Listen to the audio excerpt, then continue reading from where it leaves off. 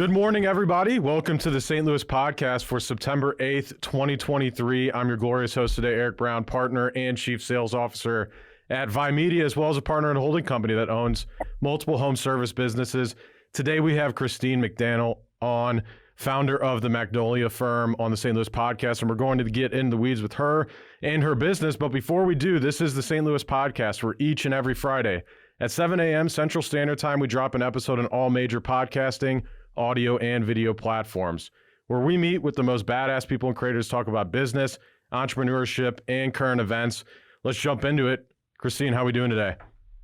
I am good. Thanks for having me on, Eric. I appreciate it. Absolutely. Your background with the yellow, I love it. Look at that. We just got like black tiles back here. You're a little bit more fun. So thank you. Thank you for being on the podcast today.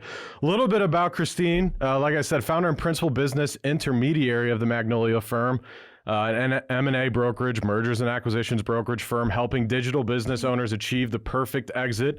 Founded, grew, acquired, and sold 20 plus of her own businesses across several verticals, including cleaning, wellness, beauty, technology, exotic cars, and real estate. She's created over 200 plus direct jobs through her companies since 2003. Awards such as the Small Business Administrative Business Person of the Year, Entrepreneur Magazine's 100 Most Brilliant Companies for her first venture, Cleanology. So you've done a lot. You're pretty successful based on obviously the bio I just read. So congrats on that. I wanna kind of dive back into first, the businesses. How did you get your love for business? You started and sold over 20 businesses. Obviously, you have a massive love for business. Where do you think that kind of came from?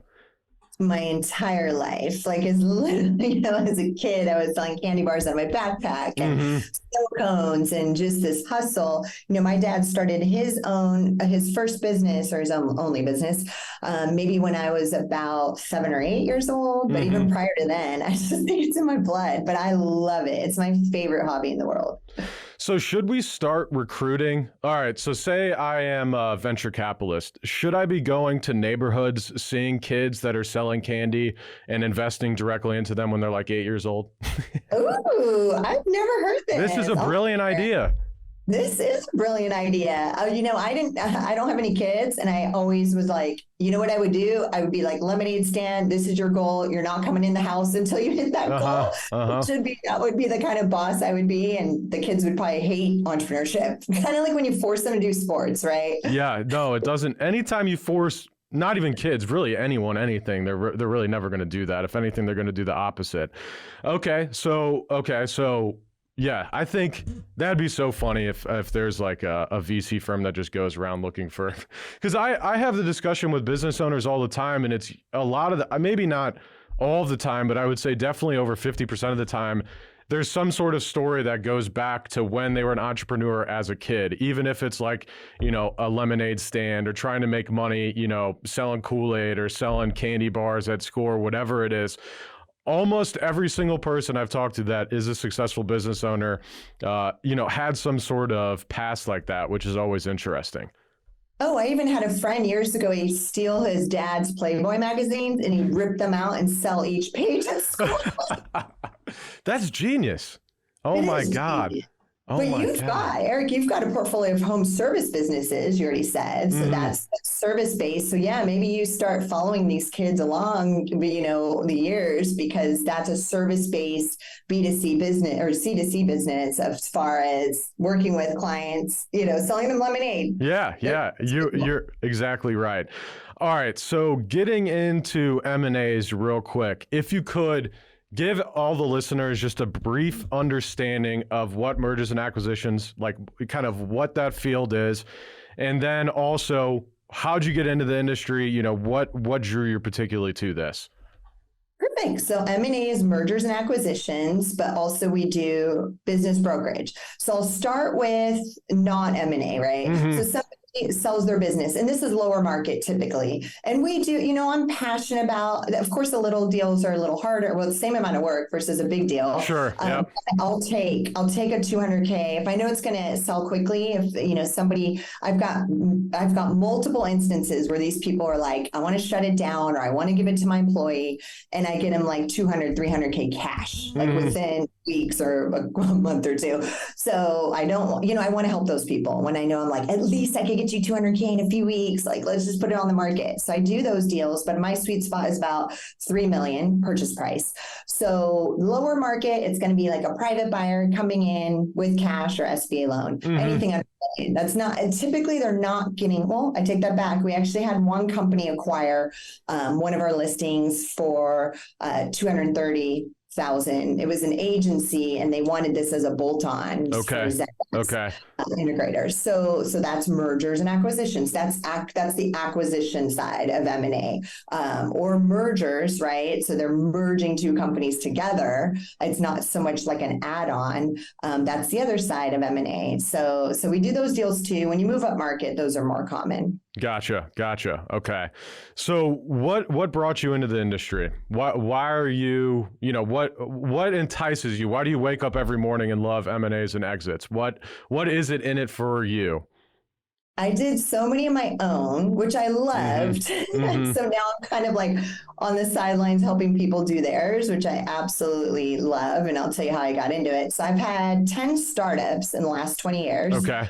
And then the other at least 10 to 15, I probably lost track, are, acquisitions, or I did roll-ups, right? Had my spa, and I started buying out other spas and folding them in.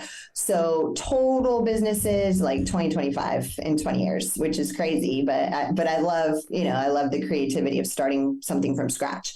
And it's crazy. So I think buying a business, the ROI is better and it's actually easier. The startup is you get the joy of like building something from scratch. So I was doing all my own transactions, even the very large ones. I only had a broker on the first one, the cleaning company, Cleanology, in my 20s, and I didn't know what the heck I was doing. I took that same purchase agreement, started running it through every single exit. I negotiated. Any broker was literally saying, "Oh, you could get half as much. You're asking too much, etc." Like that's just their style, because they want you to exit quick so they get their commission check. They get paid. Yep. So then I had 2021, I had a couple girlfriends exiting, one for like 15 million. The other one was smaller. And they paid me to consult, and I ran their deal in the background, and helped them. And then they were like, you should do this. And then I did like a third or fourth. They're like, you got to do this for real.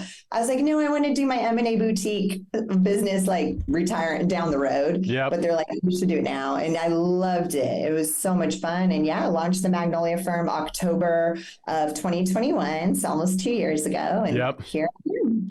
So you kind of launched in like the heyday of evaluations, right? So as far as like, it seems, so I watch the All In podcast. I don't know if you're familiar with. Yeah, okay. So they talked a lot about, especially like software-based companies, tech companies, which it seems like kind of, as far as Magnolia Firm, I looked on your website, a lot of, it seems like the businesses you're selling all kind of have some sort of tech base behind them for the most part.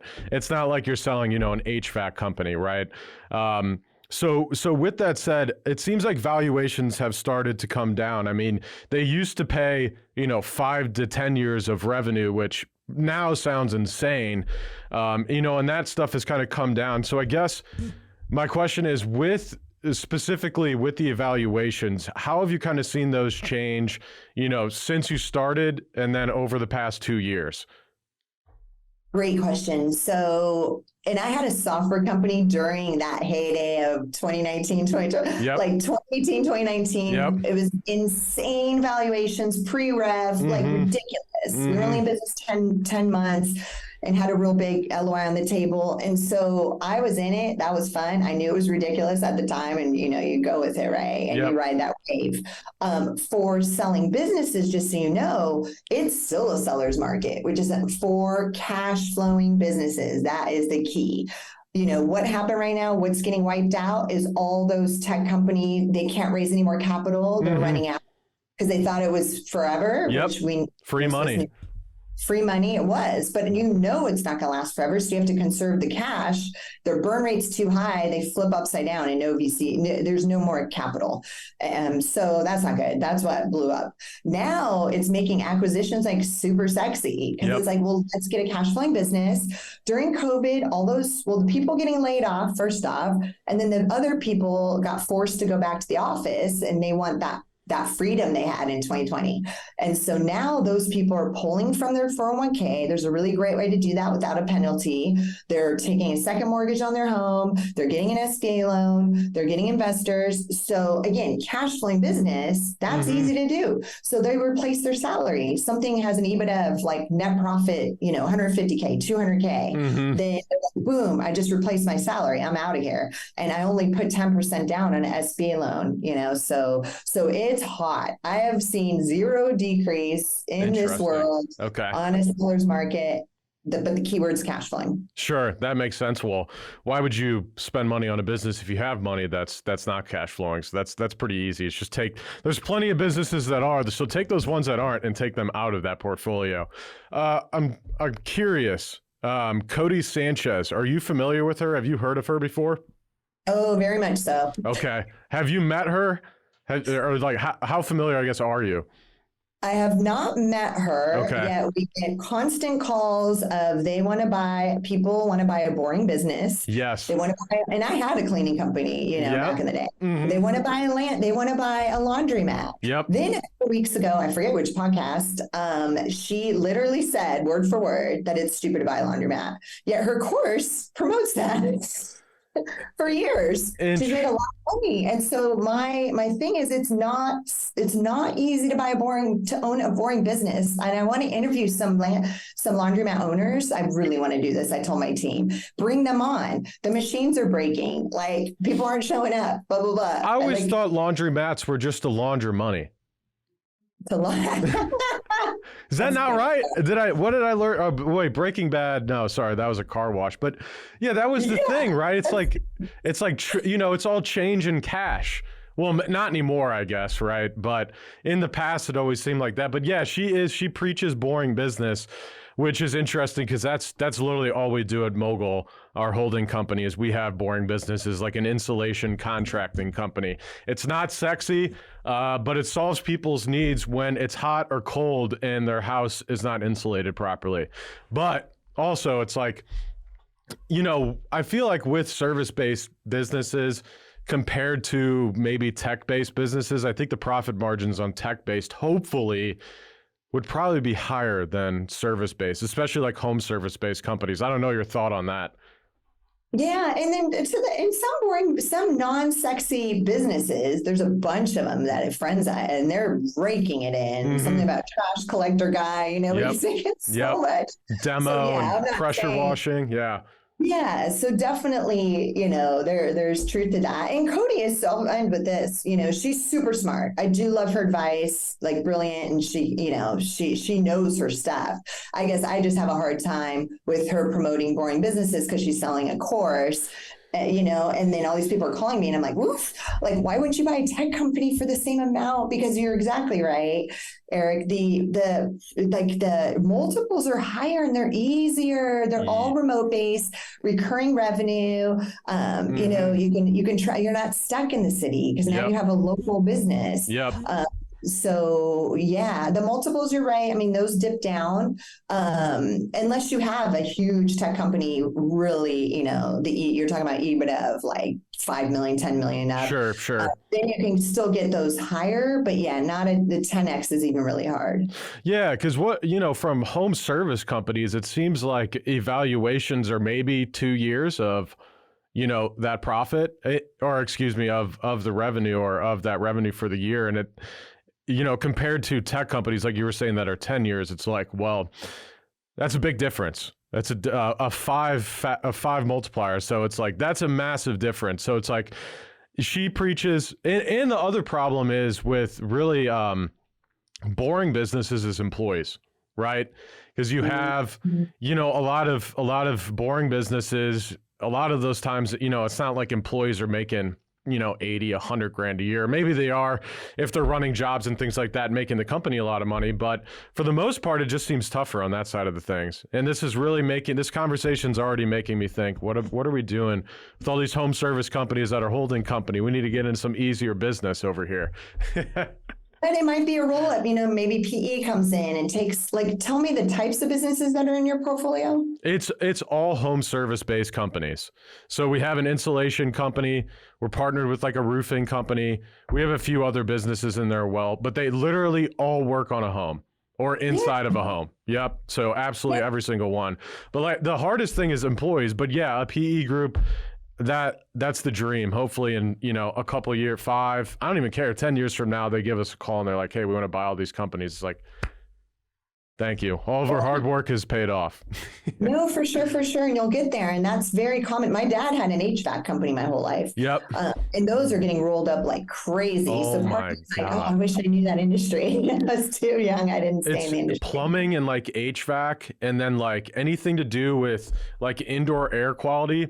Those companies are getting merged together, like in St. Louis and other large cities that we advertise in. Because at our marketing company, we also mainly focus on home service-based businesses, because it's just the more search volume you have, the more likely we can get you shown for someone looking for a roofing company or an HVAC, et cetera. But it seems tougher now. Yeah, we'll see. But yeah, HVAC, plumbing, those guys are all getting bought up together. Because I guess a lot of the time, if you have mechanical, plumbing, HVAC, and then electrical as well, you could almost handle all the problems that, have to go on when you're inside of a house, right? We work with a lot of HVAC companies. So a lot of the time they have to bring an electrician in if they're wiring a new system, or a plumber for other issues. So if you just have all these people on staff, you can just rank it in. I would assume your profit per house increases dramatically if you own all of those businesses combined. For sure. And the multiples start going up. Mm-hmm. When your revenue goes up, the multiples go on a different scale, the bigger you are. And what about integration? I know you're interviewing me, I'm not interviewing you, but how hard is integration when you're doing this in your portfolio, or you're keeping them completely separate? For the most part, they're separate. They do refer business occasionally, but for the most part, they're kept, separate. Okay, that's smart. But we thought about this from the process of, would it be easier to sell? Yes, I guess so. But also, we're kind of new to this game, to be honest with you. We've never sold a company. We have a couple of them, but we've never sold a business. And, we started all of our companies from scratch with $0. I graduated college, worked in credit repair, called people for a couple of years and said, all right, I've seen how sales, customer service, and kind of running a business is done. Let's go do this ourselves. But yeah, it took a while. It took a while. And I just don't, especially with acquisitions, we actually just tried to go through one at the beginning of this year. And let me tell you, that was a learning experience. Starting with just the people you're partnered with, I would say that there's some snakes, You may never know until after that process falls through. You're like, shit, maybe we didn't pick the best partner for this. Or maybe it was us. Who knows? Who knows? We'll try it again, though. That's funny. All right. So I got a question for you. Going back to some of your companies that you've started, I'm curious on this Kindred Quarters. I read about it briefly, so just to the viewers or listeners, just so they know, it's a shared housing for those who live in common, entrepreneurs that are committed to growing their business by sharing their living environment with like-minded individuals, living costs, cleaners, cooks, and personal assistants. So, okay, so that I kind of have a picture of what this looks like. Can you paint I'm trying to understand exactly what this is. So is this a small town? What are we talking here? Yeah, no, this is in San Diego. Okay. And I think 20, I was talking, I was living with, I had roommates here in San Diego and they were 9-to-5ers and they hated their job and they lived for Friday and they dreaded Monday. Mm-hmm. And I told my mentor, I'm like, I wish, 4-Hour Work Week's like one of my favorite books. So I'm like, I want to outsource my whole life. I'm like, man, I want to live in a big house with only entrepreneurs and we outsource everything. And so he's like, oh my God, he's like, I know somebody moving out of what you just explained. And within a week I was in, so it's like 2015, 8 years ago. Mm-hmm. And it was me and 5 guys, 6-bedroom house in a beautiful part of San Diego. And our rent was super cheap. We had a private chef cooking paleo healthy meals, 3 days a week. Okay. So we had meal prep, shopping, cleaning, car detailing. I mean, every single thing. And through the years, then we added an infrared sauna during COVID. We made a gym in our garage and an infrared sauna and a cold plunge before cold plunge got super trendy. Yeah. So, I mean, imagine the time you just freed up to work on your business. I was working like crazy hours back then, and to have all, otherwise I would have been eating fast food and all this stuff. So I lived that way up until recently, until about 8 months ago. Now I have my own studio downtown. So, and I miss the guy. That house is a mile down the street. I still hang out with everybody, but everybody had their own company. We did a mastermind every Monday night on a whiteboard for 2 hours. But you're just like, it's so nice to be surrounded by like-minded people. And I think a lot of entrepreneurs like already get this that are listening. Yep. So it was just inspiring, and you can come home and talk about business and get some opinions on it. And we all had completely different companies. And then through the years, like people rotated out. So with Kindred Quarters, then I got a bigger, like another house right down the street because mine had a waiting list and I wanted something nicer. I'd sold my company. So I'm like, okay, let's upgrade. And who wants to go to the nicer house, basketball court, pool, all this cool stuff. Yep. Yeah. And then in LA, and so I'm like, let me turn this into a business, Kindred Quarters. So we'll rent the homes and then you rent out each room. So you take the difference between the rent and the cost to run the house, the chef and all that. Then I was like, oh, let's go West LA. Some of us, they're like, we really want to do this in LA because that's, Santa Monica, tech, Yep. That's the tech world. And it was booming back then. So 2018 expanded to LA. I was like, I'll go for a month to situate. I stayed for 10 months. I loved it up there so much. So yeah. So then ended up exiting that brand and the software company to a company in LA. The software, we put so much money into it. So we went up, we didn't sell it for what we put in, but we sold both of them together. I sold in October 2021, which is right when I was starting the Magnolia Firm. Sure. Okay. So Kindred Core, is there multiple houses now? Is that kind of taken off, or are there competitors? Because I've never heard of this. And what's interesting is my business partner, one of my business partner, Garrett Atkins, we've talked about this since the beginning of time. I don't think anything like this in St. Louis.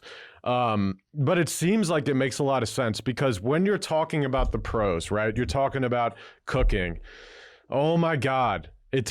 Cooking is an hour, right? So that's an hour probably to cook, to eat, to clean.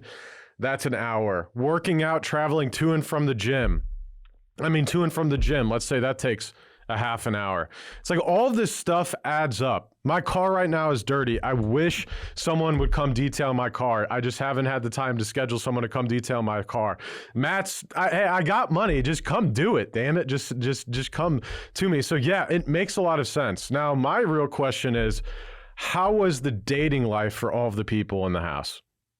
Was it important? So funny you bring that up because literally the house is getting emptied out between the rent is insanely cheap. Yeah. So I'm like, you guys, someone's got to stay behind and keep it going. Maybe it's not going to be entrepreneurs necessarily. So 4 of the guys got girlfriends.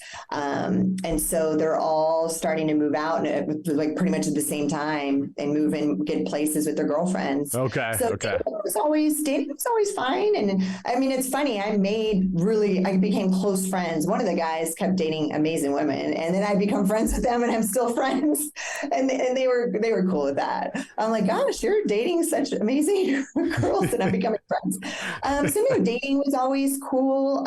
When everybody's bringing, you got 6 people in a house, and if all the girlfriends are staying over all the time, which wasn't too big of a problem back in the day. I think it became, then you've got 12 people in the house. Yeah, that's a lot. Yeah. Yeah. So, but no, this, everybody, and again, you're thinking these are people all in their 30s and early 40s. Okay. So yeah, everybody's mature, everybody's adults. We've all kind of made so again, crazy hustle back in the early days, all of us, you never saw each other. Now it's kind of like everybody's working like 20 hours a week and vacays, and like, it's a different vibe. It's a very laid back, they have hobbies and girlfriends. And so the energy of the house completely shifted when I came back. Gotcha. Yeah, I came back 3.5 years ago.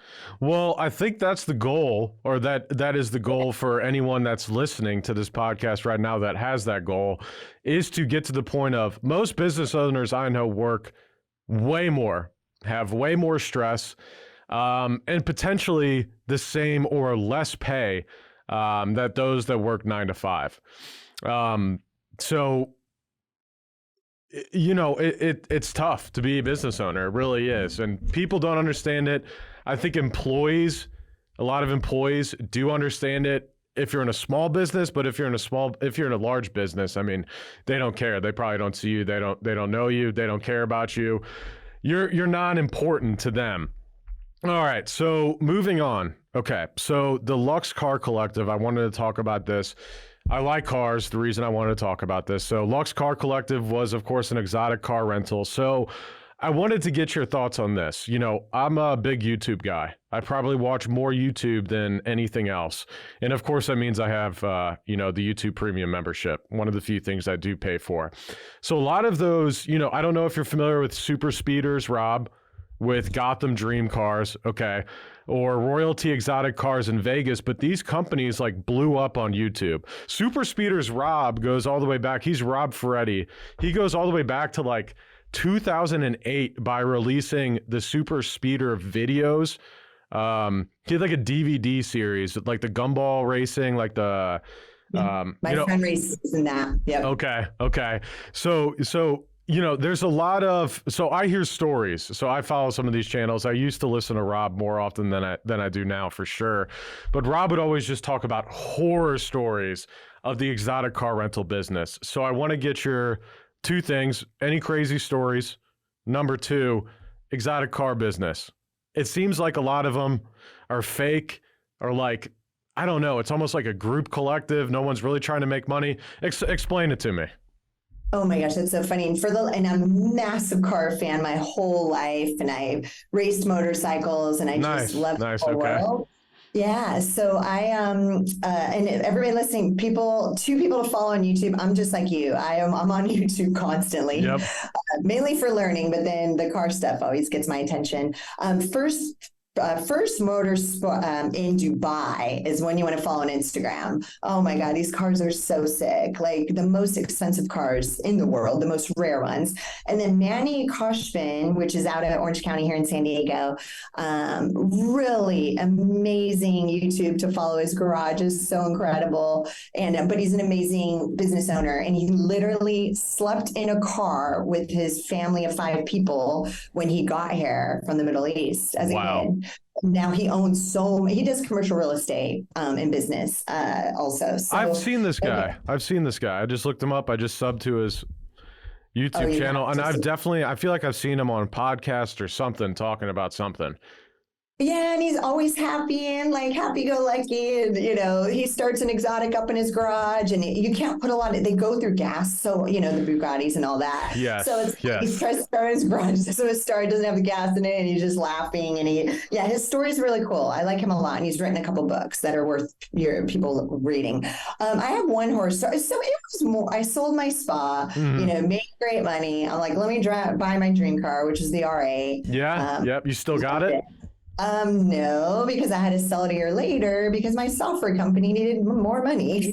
Gotcha. But again, I do that because it's like I can always buy another one down the road, so it's Sure. fine. Sure. But the Tesla Roadster is literally framed on my desk, a white Tesla Roadster, which I'm glad it's not out yet because I don't have the $250,000 quite yet. But yeah, I'm excited. That's going to be my next, or another R8. So buy the R8, and then me and some friends were like, well, let's just because Turo is coming out, and that's Yeah. a peer-to-peer lending platform. Mm-hmm. So I bought a Porsche. Yeah, well, before I even sold the spot, I bought a Porsche for like 22 grand, a used one, Cayman S, a Yep. stick shift, it's like a little go-kart, loved it. Good luck buying a Cayman S for that price now. Even Cayman S's are like used like 50 grand. It's insane. I know, isn't that crazy? So yeah, this would have been 2017. So I'm like, oh, let me buy it second. Let me rent it on Turo to cover the cost of the payment and the insurance, which I totally did and made a decent amount of extra. And you're right. Like these are hobby businesses, to be honest. Like Lex Car Collective, all in all, was like a break even. Gotcha. But to me, it's like free, but you're driving exotics, like different cars. Cause me and my friends did put all our cars in and we'd share like Maserati and all these rad cars. Okay. So my horror story, and the business very long. So at this point, so that Porsche, this guy shows up to rent it off Turo, and it's his brother's birthday, so they take it. But he had a Subaru, souped up, stick shift. I mean, we talked 30 minutes before he took my car about all this. I get a call. I'm getting my nails done. I'll never forget this. And I get a call, and it's sheriff. And he's like, "Is this Christine McDannell?" And I'm like, "Yeah." And he's like, "This is the sheriff, blah, blah, blah." And I'm like, "Oh, did he get a speeding ticket? Like, it's my car. Don't worry about it." He goes, he wrapped your car around a tree. Like, we're up in the mountains. Yes. He goes, he's like, your car is totaled. And I go, I'll never forget this. 2 years ago, I go, "Are you sure it's totaled?" And he goes, "Yes." What did was the person all right? So it's so crazy. So the brother was his brother was in the passenger seat. That's the part that got wrapped around the tree. They literally had a little cut on their forehead. I mean, they are. That's it? When you see, and anybody can reach out to me on LinkedIn, I'll share the video, because then we shot a video to go to the junkyard. I'm like, "Hey, I want to," because we used to have like a media person, and I'm like, "You got to video me like first time seeing the car." I turn, and the look on my face, I mean, the passenger, it was completely crushed in. The car, the wheels were off, like, and we dressed in black, and I put a little rose on. We had like a funeral for the car, and we were just goofing around, but nobody was hurt. And then good news was I cleared $5,000 because I got such a good deal on that car, and I wanted a white one anyways. So I got a white one, and you get another deal, and you clear the difference on the insurance. So nobody was hurt. I made $5,000. Happy ending to a crazy story. So they couldn't, I guess. Well, I guess they couldn't sue you, right? I know Turo is a little odd, but especially with insurance. But I guess they couldn't go back after you, correct? I know. I'm trying to remember which insurance covered, because I had really good insurance. Yeah. And includes insurance.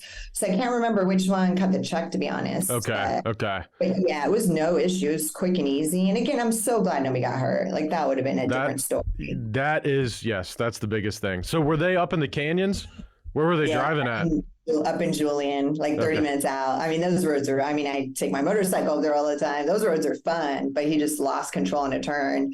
And I even have the I have a plugin that tracks the cars. Yeah. It tracks their speed, it tracks. So I looked at that map, and you just see the little squigglies.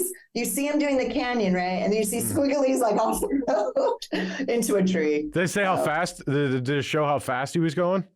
It did. And again, I know those corners on a street bike. And I don't remember. It was bad, like 60 on a corner. Like you can't, it's not going to grip the road that well. It's a little quick. I don't know what he did. Gotcha. And he was so embarrassed. He wasn't even super embarrassed. So I never talked to him. He just didn't even, which it's fine. Like I made sure they were okay through the sheriff and all this stuff. But yeah, he just was like super embarrassed to talk to me. Yeah. I'd be embarrassed too. I'd be like, "I just totaled your car. I'm so sorry." Now, if it was like budget or enterprise, I'd be like, "Ha ha." But if it's someone's like, if it's Yeah. Turo, it's someone's, you're like, oh, my bad. My And bad. in R8, and again, that was my car when I got it. And I put it on there for like 500 a day, which is great money. And it was insane networking. So it was people that, were well off business owners. It was good networking, to be honest. When they come to pick up my car, they always took care of it. I probably only rented it 3 times. And I'm like, I just don't want to rent it. This is my car. So that one I took off. Yeah, I would. You work hard, you spend a lot of money to get that car. Man, I don't care how much someone's paying me. This is mine. Go find some other car. So I'm curious, you've ventured into multiple sectors: wellness, tech, exotic cars. Is there a particular industry that holds a special place in your heart? Great question. It's Eco Chateau for sure. So Okay. that was 2012, started from scratch, to 2017 exited. So 5 years, 37 amazing women, and like you said, employees are hard, but our culture was so incredible. To this day, I'm friends with some of them. A lot of them are friends with each other because they met there. Yep. It's a fun ride. We scaled it really quick. I'm a bootstrapper like you. So it's like I bootstrapped the whole thing for $50K, which nobody could believe if you walked in that spot. Open a second location a couple years later. The new owners still have it. So this is 7 years later, I think, or 5 years. Yeah. So that one does. I know I'm not supposed to have favorites, but that would be, other than the Magnolia Firm. Sure. Of course. My favorite. The one that was not my favorite was the tech company. 3 years of the most stress, it was an international tech company. We got into tech stars in Europe, so I got to live in Amsterdam, which is rad. Nice. But to raise capital, constantly run out of money. We never hit revenue in 3 years. Like the most insane stress of my life. But, and during it, I was like, what is the lesson I'm supposed to be learning right now? What's the life lesson, universe? And I didn't find out until with my firm. Like now I help digital businesses, SaaS companies, digital marketing agencies exit. I know that world. I know how to raise capital now, so I get to speak their language. So thank God I did that. Yeah. So you just said exiting digital marketing company. So I got a quick question for you. Vi Media. My biggest question with purchasing, let's say a digital marketing company, for example, we have multiple owners at Vi and at our holding company. Those owners, I think, still to this day are instrumental in driving bottom line work and revenue. So how would we get acquired, sell, merge, etc.? What would make, why would someone, I guess, want to purchase Vi? I'm just curious on your thoughts on that. And if you need any more information, ask away. Do you have any recurring revenue or contracts with clients? Yeah, most of our clients are on yearly contracts. Yep.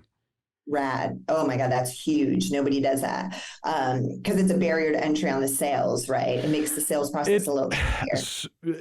Yeah, you're right. It's 6 to 12 months. If it's usually, if I know a person or I'm referred to someone, year makes, is a lot easier. But if we're cold calling a business from our sales team, we'll do 6 months just to kind of prove, put our foot in the water, prove ourselves, and then we can work longer term after that. But we don't do month to month or anything like that. I love that. I mean, and everybody listening, even if you give a discount to lock people into 6 to 12, do it. 100%. Massive benefit. Acquirers love seeing that. That's huge. And most are. So digital marketing agencies are super hot. We love doing those. Okay. So yeah, you're in a good position. It's like the number one. When we put one up on the market, so many inquiries, they go fast. Interesting. Okay. So yeah, you're doing the right thing with the contracts. And then, so what else do you want to make sure, solid team, you're keeping your team. How many team members do you have? There's 10 total. So yeah, 10 total. Yeah. And don't worry, everybody listening, about employee versus contractors. Everybody's kind of cool with the contractor situation. Well, now. Our salespeople are, all right, you're right. So there's technically 12, but yeah, two of them are contractors, if you want to say that. Okay, cool. And then longevity of the team, right? Making sure they're sticking around. Most of them will go with the buyer, we've seen. As long as the buyer, and we always make sure we find incredible, awesome buyers. Sure, That's what we're most proud of. Yeah.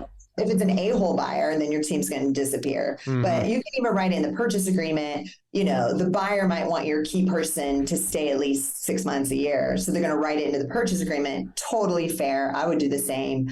And then, profit is grow. Do not confuse revenue with profit, grow that, because most of these multiples right now, they go strictly off the EBITDA, off the cash flow. Yep. So everything you could do to make that thing super healthy. I know in the beginning you're pumping so much money to grow, so that thing's going to be small, and then there comes a point where that'll flip, and 120 is this magical number for some reason. If you can net out at least 120, then and you want to sell at that point, then that's a good number, because somebody, again, can replace their salary typically. So I think you're doing the right things, which is great. What do you find as far as multiples are concerned with digital marketing companies? Like, is it EBITDA times 2 or 3? Or does it just kind of depend? 3 to 6. Again, it depends. Okay. Yeah, we push real high. We always go to market with our clients high, just to test the market, because you never know. Sure. And then we drop from there. It's easier to go down than up. So we go high. We'll go between 5 and 6 to see what. And then sometimes it's all cash and selling it in a couple weeks, and it just depends on the company and how many years in business. So everybody, you at least want to be in business 2 years. Anything under that is probably not going to fly. Yeah, that makes sense. Okay. All right. So the valuation of a company. What exactly goes into that? Is employees? Is it, ownership percentage? Is it profit and revenue? Or is it just strictly EBITDA? Oh my gosh, I'm so glad we're talking about this, because my firm, and again, myself included, when I sold my spa, I did a slide deck. Like, people are raising capital. Why aren't they doing this beautiful deck? Like, when you sell the company, and that's just not happening. So, which is weird. So I did that. No one likes PowerPoint anymore. Hasn't anyone told you? Yeah. So it's like, and then oh God, I forgot this. This is the number one. Other than EBITDA, the number 2 is reputation. That thing is so hard to fix. So ours are like A++ listings. It's like 5 stars on Google. Oh, good. So keep that up. So reputation above and beyond everything else, like, needs to be amazing. So I highlighted all that. And that's why my multiple was higher than industry. I think I got a spa would have been 2 to 3x EBITDA, and I got like 4.5x, which is like crazy. I got like full price, Spas are everywhere now. Are people just spending a bunch more money on like spas and like wellness treatments? We work with a couple spas, and it just seems like the people that own those are making so much fucking money. It's insane. It was amazing. And I'm real good for some reason about getting on like the beginning of for some reason on a trend. Yeah. That was 2012. Yep. Nobody knew what an friend sauna was. Nobody knew what green juice was. It was crazy. 9 out of 10 people, when I was like, oh, have you had green juice before? The nice, healthy stuff. And they're like, oh no, like 9 out of 10. If you add this 10 out of 10 right now, probably people have. So we were right at the start. It was a wellness spa. It was French themed. It was beautiful, amazing reputation. We started growing super quick. And this wellness thing kicked up. I mean, even more so after I sold in 2017. So they do really well if you have it pretty dialed in. So the multiples.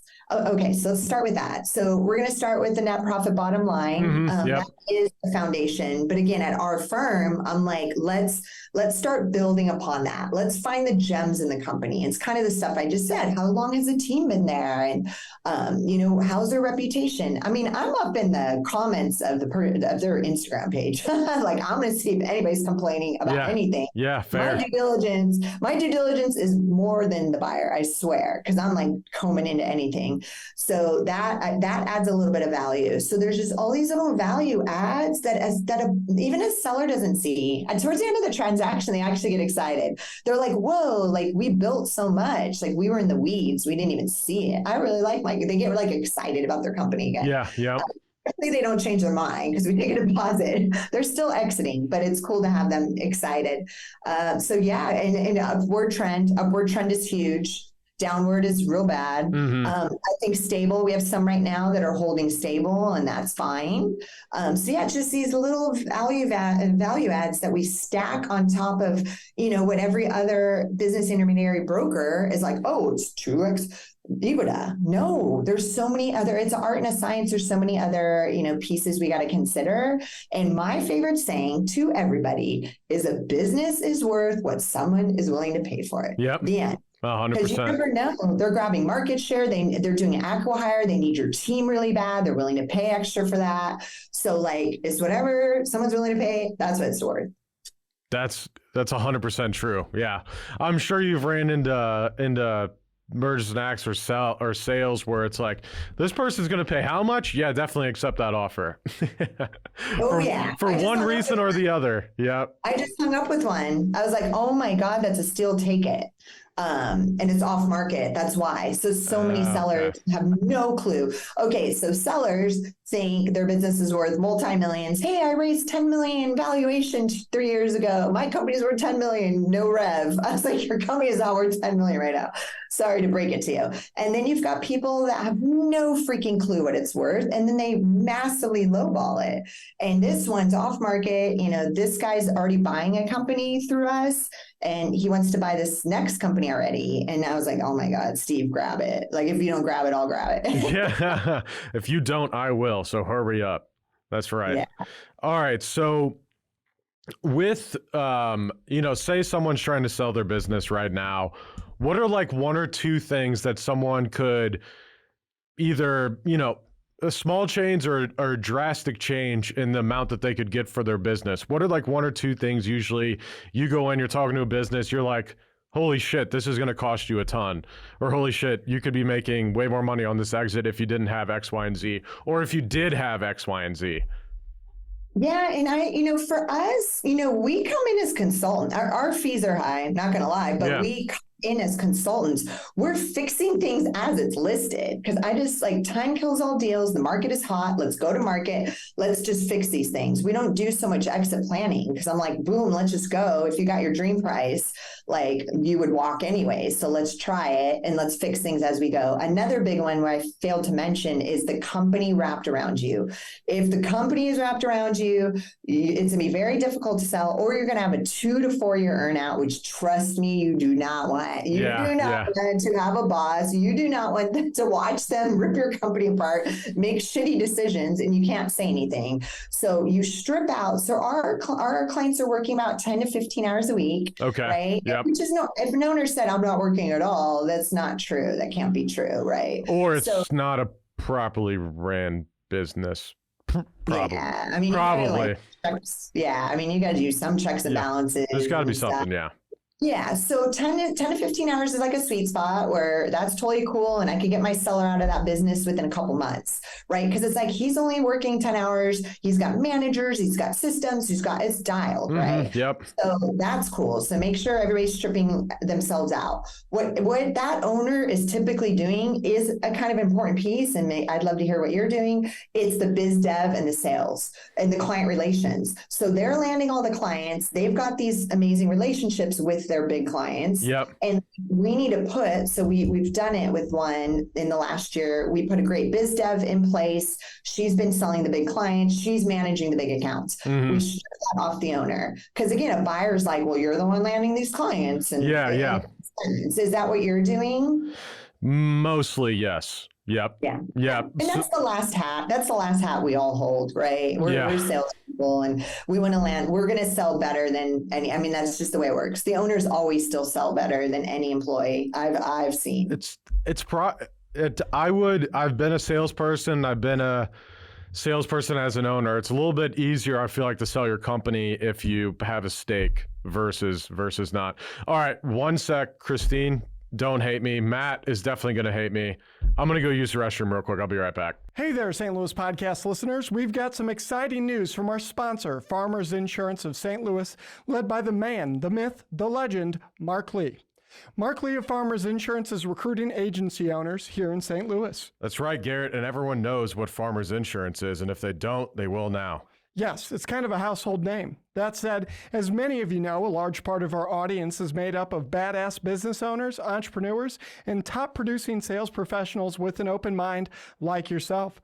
Farmers Insurance is currently searching for driven individuals who aspire to own their own business or already own their own business and want to add another income stream to join the Farmers Insurance brand and own their own insurance agency. This is a stellar opportunity to build your own insurance agency from scratch, take over an existing agency, or if you're just a slow roller, we know you, the guys out there and ladies, get paid to train under an existing successful agency owner before starting your own. Holy shit, Eric. That means that whether you have experience as a business owner or you've never heard the word business before in your life, there's a pathway to owning your own business through Farmers Insurance Agency led by Mark Lee. That's right. You can become a Farmers Insurance business owner even if you've been homeless in the past, just like you. Yeah, thanks. If you've ever dreamt of being your own boss, building a team under a reputable brand, and making a difference in your community by offering top-tier auto, home, and commercial insurance to consumers and businesses in your area, Farmers Insurance of St. Louis, led by the godlike man himself, Mark Lee, has the perfect opportunity for you. Visit insurancecareerstl.com to speak with Mark Lee, the district manager of Farmers Insurance of St. Louis, to become a Farmers Insurance agency owner today. Did you hear that, St. Louis? Go visit insurancecareerstl.com. Insurancecareerstl.com. That is INSURANCE. Career, CAREERSTL.com. To become a business owner today, again, one more time, visit insurancecareerstl, as in St. Louis.com today, right now, this second, or reach out to us at stlouispodcast.com and we'll introduce you to Mark Lee ourselves. And I promise he won't spell out insurance and career to you. Now back to the show. So hopping back in here, we were just talking about essentially the business owner kind of, almost taking over those responsibilities and having those transferred to someone else. So my big thing, especially with sales, is I do, still a lot of the ground and pound, if you will, right? Still going out, doing a majority of the prospect meetings and things like that, and actually driving that business. So how does someone kind of take over, I guess, that role? We have a director of business development and things like that, but it's still, I feel like it's still challenging to get them to kind of take on that responsibility, if you will.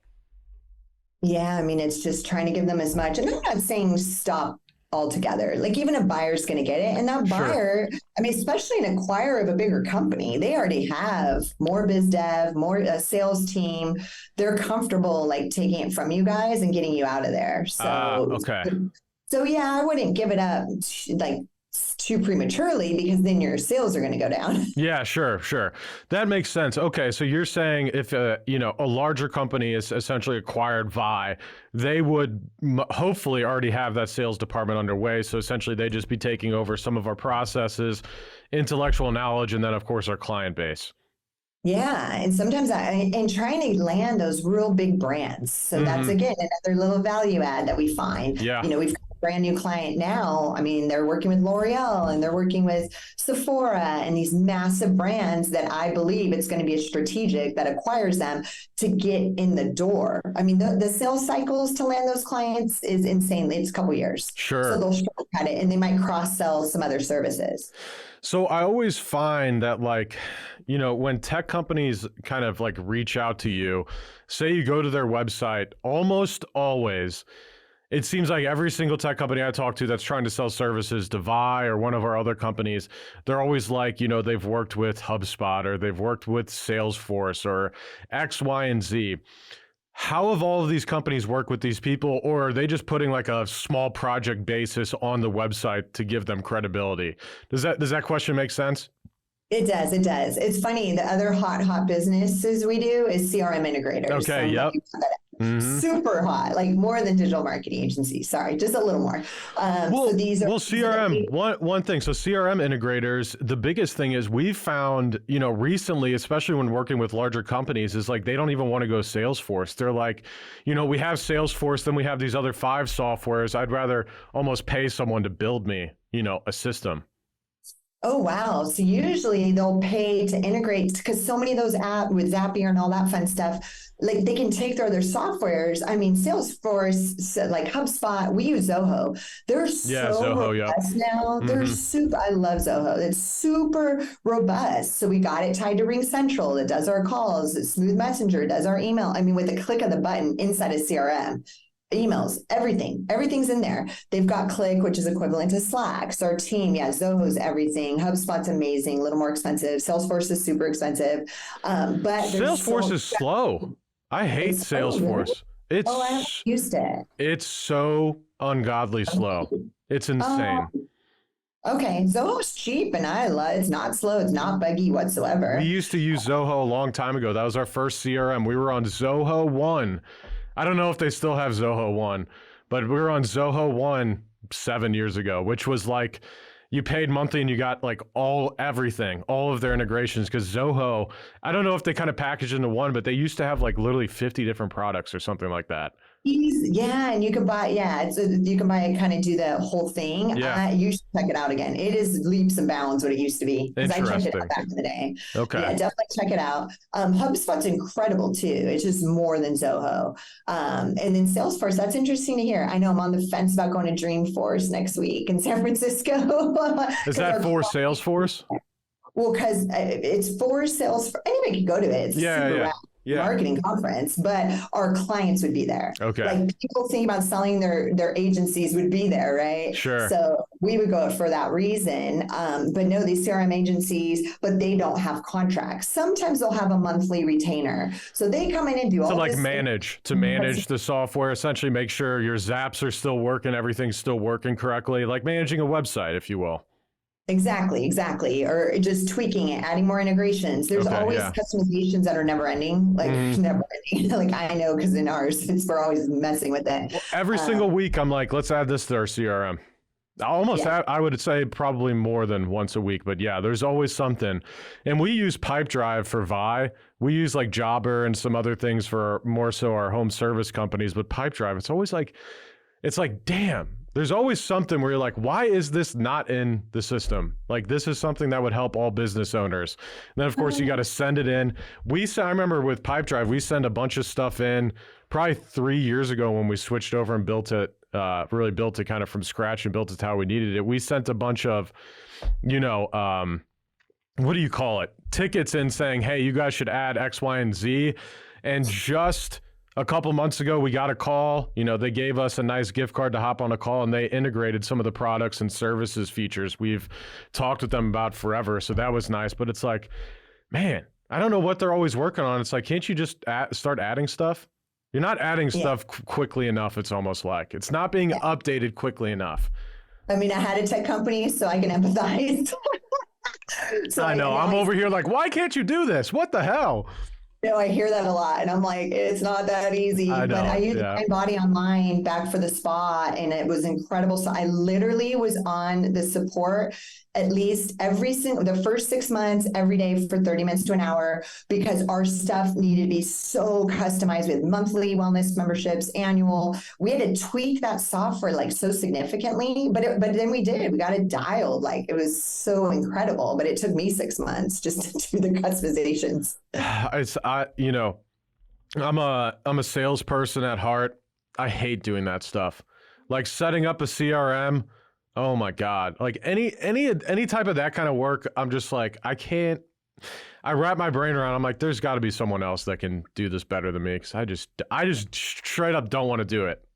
So then it's like, my business partner geeks out. He's handling it. Oh he's like God. a entrepreneur by nature, and he loves it. And then I just write again, I'm a salesperson. So then they kick me a copy of all the messaging, and then I, tweak it or whatnot. So we make a good team in that sense, because you're right. It's like it's constant. Yes.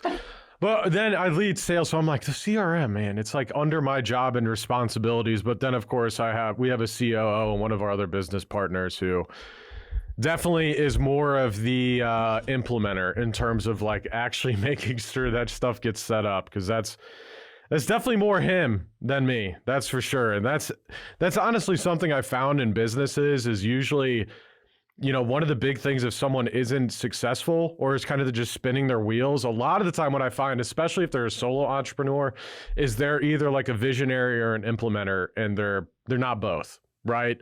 So either you can implement, but then you don't have the vision, or you have the vision, but you can't actually implement the idea. So that's one of the biggest things, especially with really small businesses, I always find is kind of the biggest issue is like it's really nice to have a business partner. Right. Solo entrepreneurship, I've never done it. I'm sure I will in the future, but it just seems very difficult to do. I mean, and it's rare I have a partner, right? In all my ventures. And so I can move quicker. So there's advantages, but I always hire a key right-hand person who's the integrator implementer. So they're the other side because I'm the visionary. So Lauren's been with me for 5 years through 3 companies, right? And she's a badass implementer. I'm like, I don't know how you work with me for 5 years because I just like ready, fire, aim. I'm like throwing stuff all over the place. And in my business, it kind of drives my business partner a little nuts. But I don't think a business partner necessarily is the answer, but you're right. I've never seen somebody do both roles. I can't even imagine. You need to hire somebody that's going to be the person. I guess I was more so saying if you're starting a business from scratch, you don't have really any capital. Doing it yourself is way more difficult than having a business partner that's also going to be, down there in the trenches with you. So that's true. Yeah. So I want to change over real quick. I think we've talked about M&As quite a bit. I wanted to get your thoughts on some controversial subjects here. So the first one being you're in California. So let's start off by saying California crime, people leaving California. Right now, large retail stores are leaving San Francisco and LA, Nordstrom, Crate & Barrel, Office Depot, Old Navy, etc. You have, obviously the tech hub is still there in San Francisco, but it seems like they're moving to also, say Houston or, Miami and places like that. So I almost used to think of like California as like this golden state, and now it seems like it's falling apart. What the hell is going on in California? And I think we're still like the 3rd or 5th largest economy in the world. Yep, you are. Yeah. It's crazy. I mean, I grew up here in Southern California, near LA before. I've been in San Diego now for 20 years. I've left, always come back to the state because I love the state.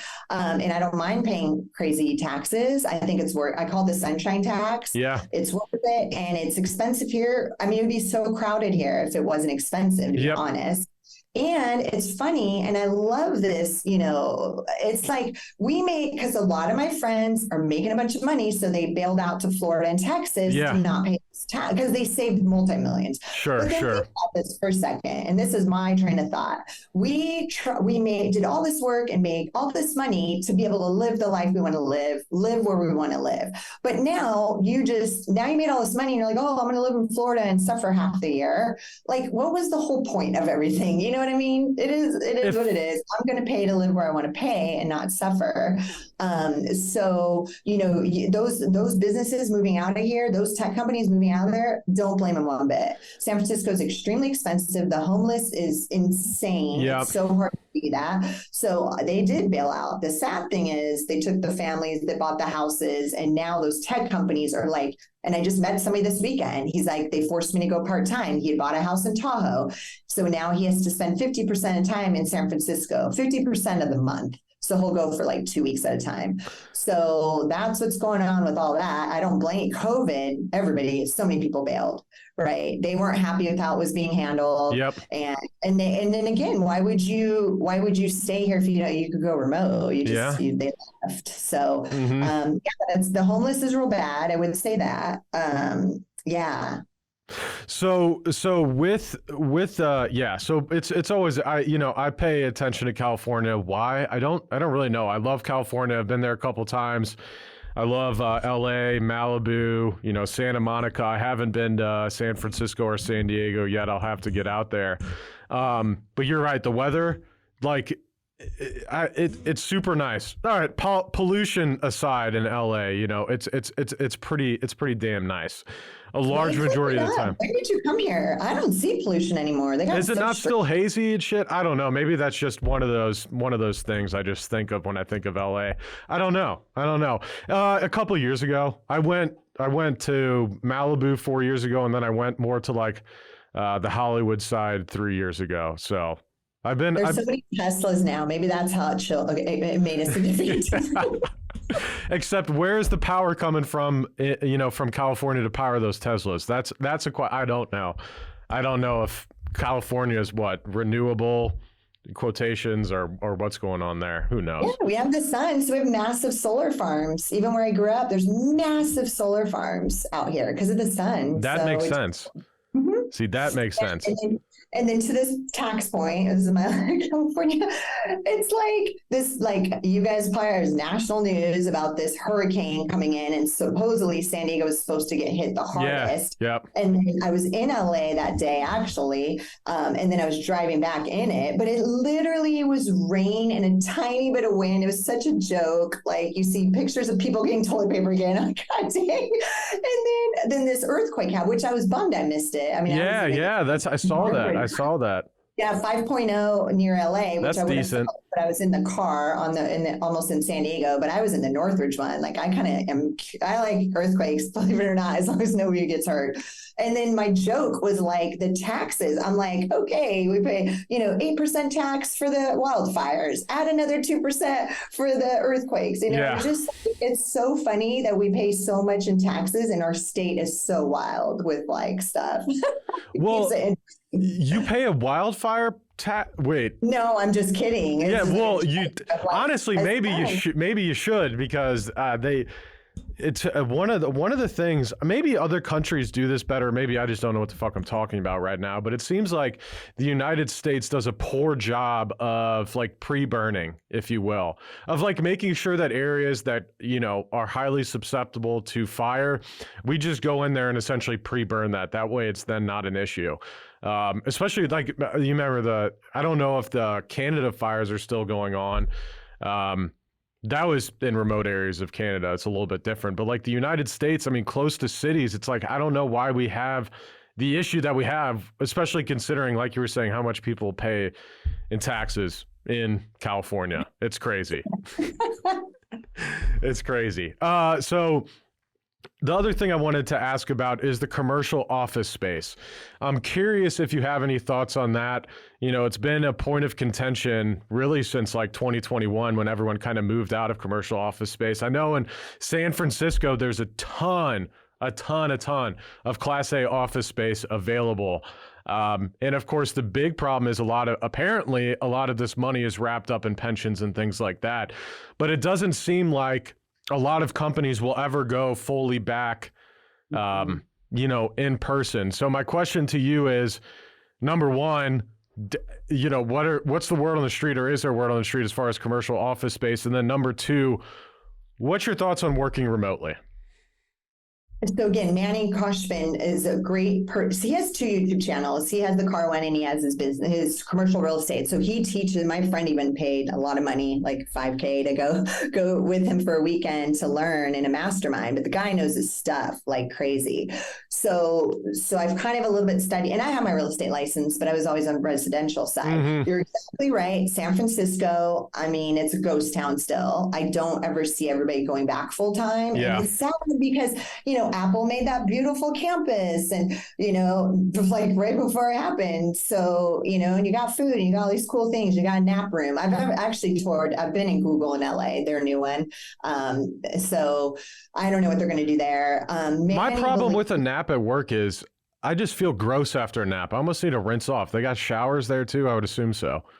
Here's the joke about the nap rooms. When he gave me the tour, the person that works there, he said nobody ever uses it. He goes, you would never hit your goals if you're napping here at Google because the goals are so high. Yeah.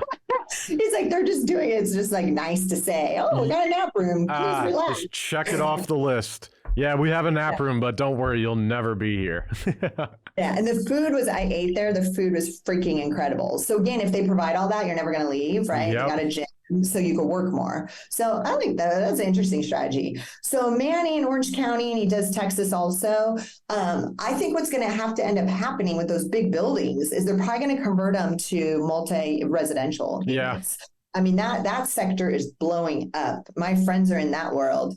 The large apartment communities. So that they're trying to build those as fast as possible. So I think they will, if they're able to, they're going to convert. Is anyone but it seems like commercial office space buildings look different than residential as far as like the styling, how it, you walk into commercial office space, you don't even walk in, you just look from the outside. You're probably like, this is an apartment, this is commercial office space. So I guess who's going to want to live in a commercial office, even if it is obviously apartments now, it's going to be weird to be like, yeah, I live in that.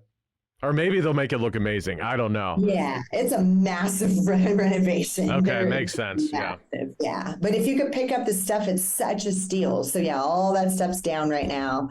Probably worth buying, even maybe even for the land, right? Maybe it's a tear down because of the location. Interesting. Okay. Before we get out of here, one last thing I wanted to talk to you about Burning Man. You went this weekend. It sounds like it's a week long, right? Oh yeah. Do you go the full week? Sunday to Monday. Oh yeah. All right. They're supposed to do that. Okay. Then you have the weekend warriors. So let's talk about that. So this was my third burn. Okay. In a row. And yeah, got there this last Sunday. And it's funny, you take it easy Monday, Tuesday, because it's a long week and Friday and Saturday are really big nights. And so I'm sure a lot of you guys, because it was national news. So the rain. The rain, the mud. Yes. Here's the media blowing stuff kind of out of proportion. I figured. They did freak people out. They're running out of water. The toilets. Yeah, the porta potties, right? They were bad. I'm not going to lie, but they did pump them. I was shocked. And one of the trucks was stuck. This was like Saturday. I saw him one of them successfully was pumping them out. And of course I went immediately to the one they just cleaned. And then another truck down the street was stuck in the mud. So they were doing their best efforts. I mean, and people were on megaphones saying, do not pee in them because they'll overflow. Pee in bottles. They're so crazy. I'm like, what? Yeah, they'll overflow quicker if people are peeing, so please pee in a bottle. That part was a little interesting. Yeah, that makes sense though. It shut everything down Friday. So, I mean, there was no fun Friday, Saturday, Sunday. I couldn't get out until Monday, yesterday. I was supposed to be home Sunday. And the National Guard was checking, they were like, National Guard's flying in tomorrow. I mean, the media was freaking everybody out. But the National Guard did contact the CEO Burning Man's a $35 million event. It's a nonprofit. Well, there's 80,000 or 100,000? 80,000 last year, 70,000 this year. That's insane, yeah. Yeah, it's a city. It's a city with a full-blown hospital. My friend broke his leg on one activity. There's crazy stuff going on. There's no consent forms. Yeah. Do whatever you want. And then the hospital even had an X-ray machine. He said it was the best hospital service he's had in his life. Really? So interesting. It's a legit city. Things are really organized. Things are great. And then the National Guard kind of checked in. Even the governor checked in. The president checked in with her. People cared, right? Hey, what's going on? You guys good? Should we start bringing in supplies with a helicopter? And I was like, oh my God, there are so many memes. First off, there's memes about Burning Man already. So then we had Starlink. I have deals in escrow right now. So it's deals don't sleep. So I had my laptop, I had Starlink. I had to check in each day. Totally cool. How does Starlink work? Does it work well? It works really well. It works really well. Makes sense that it works well. Elon knows what he's doing. I would, so we didn't need water. If it went to next Wednesday with all this flooding, then they would have needed supplies and water and stuff. But everybody, they're burners. We share, we think adventure's fun. It added to the fun. Everybody's positive and happy. And there was so much food. We had food in my camp for another week or two. Don't they have a checklist when you go in? Doesn't security make sure that if you're driving in with a car that you have stuff with you? They actually don't. So interesting. You're supposed to be self-reliant. It's a core value of the 10 to be self-reliant. Yeah. Sure, there's people that roll in with a gallon of water for a week. And again, everybody's so helpful and giving. And it's just a gifting economy. So it's not barter. So there's no money. You never transact, only to buy ice. You never use money there. What about alcohol though and stuff you buy? There's no vendors? No way. No way. Really? It's really cool. It changes Interesting. everything when you think of capitalism and Huh. decommodification. Yeah. So so it was like an adventure for sure. And yeah. But I'm a fan of just that their core values and in a sense of adventure. And I think humans are really comfortable nowadays. So what happens when you get uncomfortable? What happens when it's so hot during the day, which it was at the beginning of the week, and so cold it was dipping down to 49 at night, and then you got dust storms, and then you got mud, and you got rain, and I got mud on everything. I'm trying to figure out how to clean it off. But did you sleep during the day and party at night? I heard that's the way to go at burning. as long as it's not too hot. So I didn't do the RV bougie thing. Like, again, I kind of want to take my lifestyle down a notch. I didn't do the electric bike. I did a regular bike. I did a tent. I didn't do the RV. Okay. Because again, it's kind of nice I like this. I even sleep on the floor like once a year for a couple nights because it reminds you, like, if you lost everything, like, you'll be fine. Okay, sleep on the floor. Like, not the end. So it makes you comfortable. For everybody listening, the fear of losing it all kind of goes away when you do these little practices, right? So I did that. It did get cold at night in the tent, and then my tent leaked. Oh God! On that big rainfall Friday night, and then I found friends with like a better, nicer tent, and then I stayed there because I'm like, I can't stay in my tent right now. I need help. Yeah. Yeah. Rescue. That's awesome. I've always wanted to go out to Burning Man. I don't. I'm a camper, I'm a hiker, so I definitely think I'd make it. My problem would be maybe I take one too many of something and get lost and have maybe too good of a time. Who knows? Oh, yeah. I mean, to answer your question, it's so hot, it's harder to sleep during the day. I actually get great sleep there. I think sleep is freaking important. Yep. But, that place is made for some psychedelics. LSD is made for that place. And so, you take it later in the afternoon and you still can get it, to get some sleep. I think that's important. So I slept fine every night. Other than being cold. I hate being cold. Again, I'm a Californian. Yeah. 49 is like death to me. I was about to say 49 sounds great. What sounds bad is 100 with humidity, which is what's been going on in St. Louis for the past month, and I hate it. But it's where we live, right? California sounds better for that, just for that alone. All right, so before we wrap up real quick, please tell the people where they can find you. Any call to actions you have, anything like that, please tell the viewers now. Yeah, I love telling people LinkedIn. I'm on there the most. Just message me if you ever have a question, anything. If you're a burner, message me.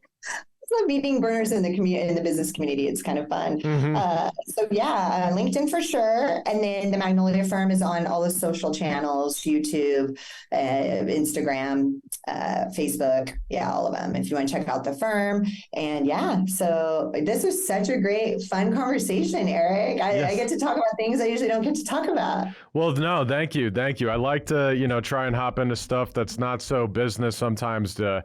there's people behind the people in the business, right? It's not just a guy in a suit with a, pocket square here, right? We're all individual people. Katie's giving me this smile like, what the fuck are you talking about? All right. So that's all the time we have for today. However, we will be back next week at 7 a.m. Central Standard Time with a new episode, new guests, and unfortunately more of myself. Ladies and gentlemen, if you're watching live or later and said something wrong, said something you don't like, or we said something you do like, please let us know. Because Katie, do we ever get people saying, "Yo, this was one of the best takes I've ever heard in my life"? Not very often. More time, it's what the hell are you talking about? Yeah. So if we love all comments, we love the negative comments, but we would take some more positive comments if you guys want to leave that. Please like, subscribe, review us wherever you're listening now. If you are still listening, thank you for that. And visit, of course, stlouispodcast.com if you want to leave us a message there as well. Finally, we recorded the podcast at Half Coast Studios here in St. Louis. If you're looking to host a podcast either here locally or remotely, please visit them at halfcoaststudios.com. It's been a pleasure speaking with you today, Christine. A pleasure having you on the podcast. We'll see you all again next week. Thank you. Hey there, St. Louis podcast listeners. We've got some exciting news from our sponsor, Farmers Insurance of St. Louis, led by the man, the myth, the legend, Mark Lee. Mark Lee of Farmers Insurance is recruiting agency owners here in St. Louis. That's right, Garrett, and everyone knows what Farmers Insurance is, and if they don't, they will now. Yes, it's kind of a household name. That said, as many of you know, a large part of our audience is made up of badass business owners, entrepreneurs, and top producing sales professionals with an open mind like yourself. Farmers Insurance is currently searching for driven individuals who aspire to own their own business or already own their own business and want to add another income stream to join the Farmers Insurance brand and own their own insurance agency. This is a stellar opportunity to build your own insurance agency from scratch, take over an existing agency, or if you're just a slow roller, we know you the guys out there and ladies, get paid to train under an existing successful agency owner before starting your own. Holy shit, Eric. That means that whether you have experience as a business owner or you've never heard the word business before in your life, there's a pathway to owning your own business through Farmers Insurance Agency led by Mark Lee. That's right. You can become a Farmers Insurance business owner even if you've been homeless in the past, just like you. Yeah, thanks. If you've ever dreamt of being your own boss, building a team under a reputable brand, and making a difference in your community by offering top-tier auto, home, and commercial insurance to consumers and businesses in your area, Farmers Insurance of St. Louis, led by the godlike man himself, Mark Lee, has the perfect opportunity for you. Visit insurancecareerstl.com to speak with Mark Lee, the district manager of Farmers Insurance of St. Louis, to become a Farmers Insurance agency owner today. Did you hear that, St. Louis? Go visit insurancecareerstl.com. Insurancecareerstl.com. That is INSURANCE. Career, CAREERSTL.com. To become a business owner today, again, one more time, visit insurancecareerstl, as in St. Louis.com today, right now, this second, or reach out to us at stlouispodcast.com and we'll introduce you to Mark Lee ourselves. And I promise he won't spell out insurance and career to you.